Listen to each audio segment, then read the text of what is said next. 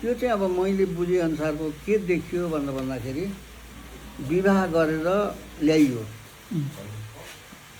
अनि श्रीमान मर्यो, विवाह त भयो तर श्रीमान मर्यो, ऊ विधुवै भयो।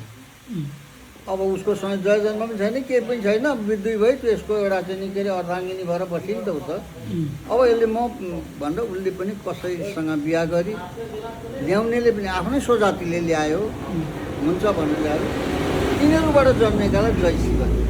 ए जयसी भनेको तिनीहरूबाट जयसी ल्याइ त भनेको के त त्यो ल्याइयो नि त। ए ल्या अर्काकी श्रीमती ल्याइयो नि त, कर्म गरेर ल्याएको त होइन।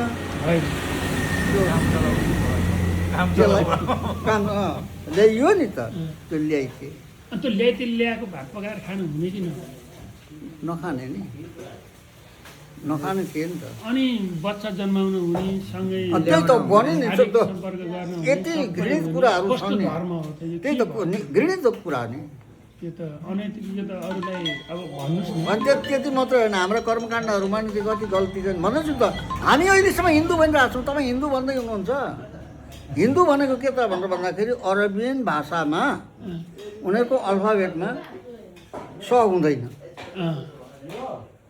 अनि अब यसलाई भारतबाट चाहिँ सिमाना लगाइयो नि त, भारत र चाहिँ अरबको त्यो बिचमा एउटा नदी छ, सिन्धु नदी। अब उसलाई उल्टै मुसलमानले भन्दा सिन्धु नदी भन्दैन, किन त स छैन नि त उसको। स शब्द प्रयोग छैन, अरबीमा भाषामा स छैन, स छैन।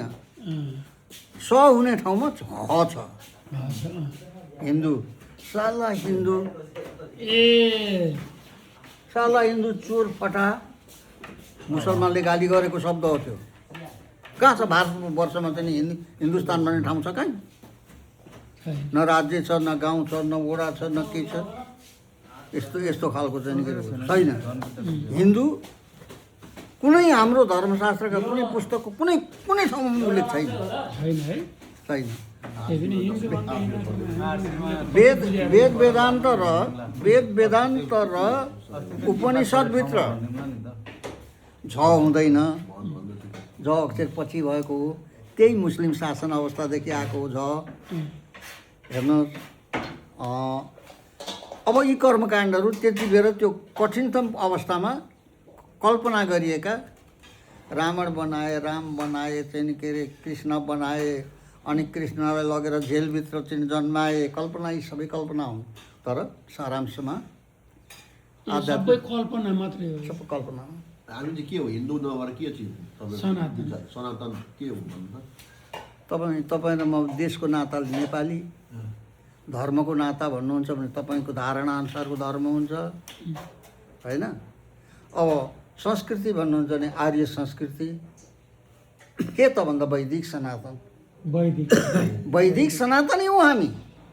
हिन्दू होइन। हिन्दू भनेको त चोर भनेको उसले गाली गरेको, साला चोर फटा, मुस्लिमको गाली हो त्यो। वैदिक सनातन हो।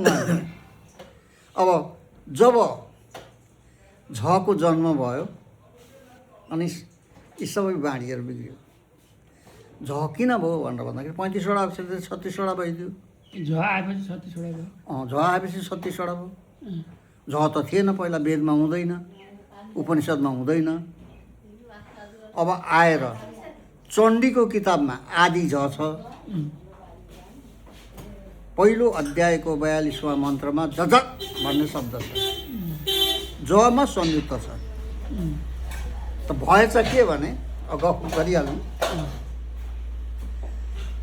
धर्मशास्त्रका किताबहरू पहिला लेख्न सुरु हुँदाखेरि कुन किताब लेख्नु त भन्दाखेरि सर्वश्रेष्ठ को त पहिलो मान्ने, आफूले विश्वास गर्ने चिज बाबु तपाईँको खासै हो। बाबु खासै हो। बाबु तपाईँको बुवा खासै हो, बाबु नै हो। त्यो त अब कसरी खासै हो कि होइन, तपाईँलाई अब खासै हो भन्नु पर्यो हामीले त भन्दा। खासै हो भन्नु पर्यो नि होइन, किनभने आमाले बाबु साँच्चै चिन्ने त आमा मात्रै हो नि।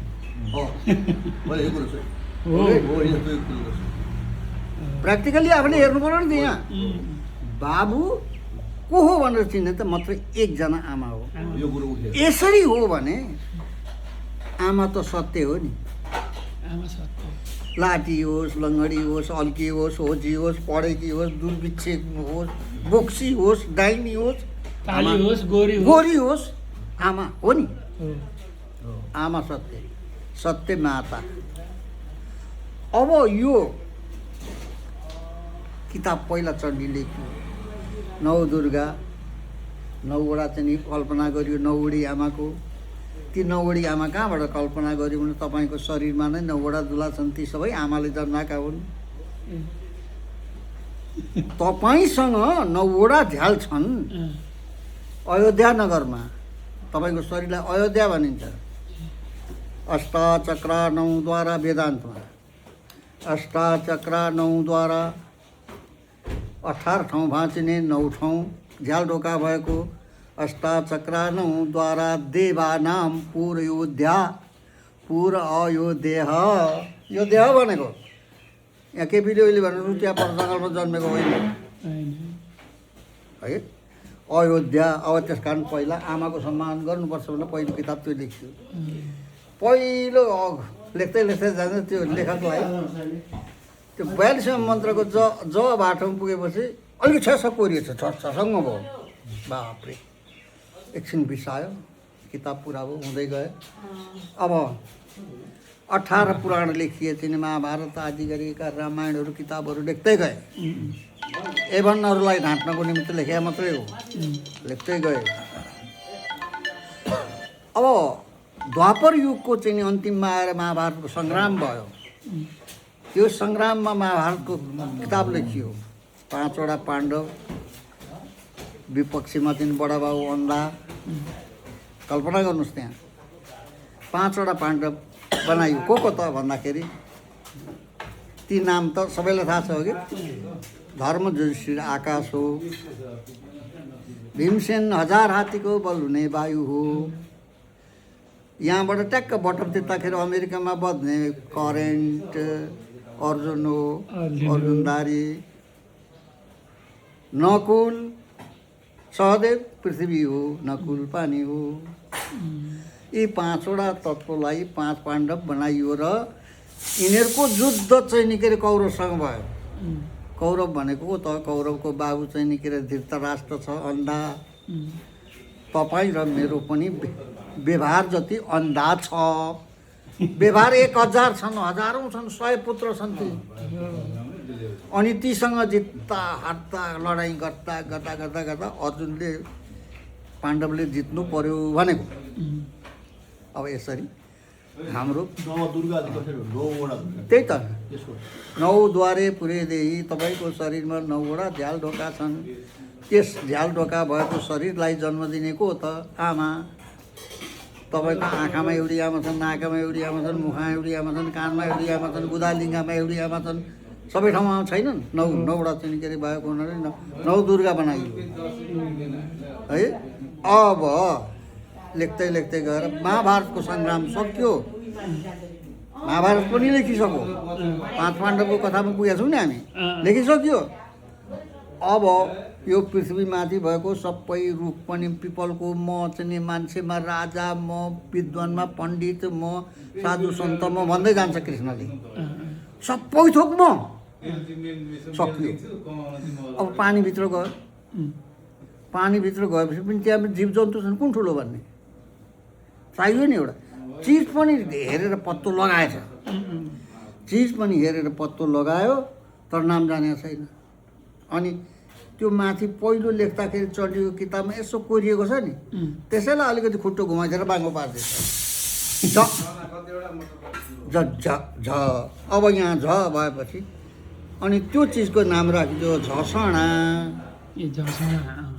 झसडा भनेको 10 अध्याय 10-11 अध्यायमा आउँछ गीतामा, हेर्नु होला।